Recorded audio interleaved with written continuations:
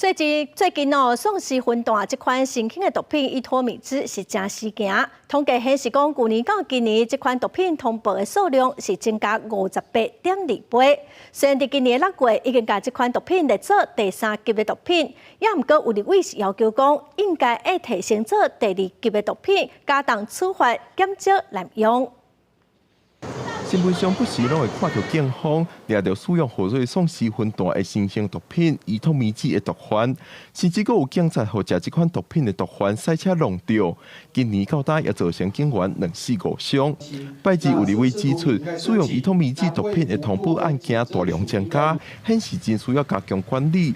呼吁把伊托米兹为现行的第3级毒品列作第2级毒品。去年跟今年伊托米兹的通报案件就增加了58.2倍。法务部在6月也提列为3级毒品，列为3级毒品，你还没办法去遏制啊。那我们现在是极力的要求把它列入2级毒品。 按照目前毒品危害防治条例的规定，使用第3级毒品会予人行政裁罚；那提升做第2级毒品，会加上有期徒刑这款刑事处罚。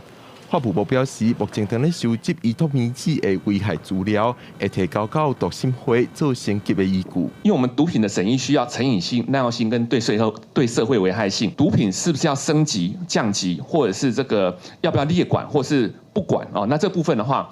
法律是授权是由毒品审议委员会依照职权来，就是法务部不能够自己说了算，所以有的时候我们需要一些收集资料的时间，来提供这些委员。另外有立委表示，就算电子烟在台湾无合法，但是今麦在网络上也是买得到。伊托米兹也有可能让人滥治电子烟。国建署表示，针对国内的网购业者已经有规范。 各国网站的部分已经参数违法店铺直接讨论解决方法，立委是要求半个月内要有初步成果。记者王庆忠台北报道。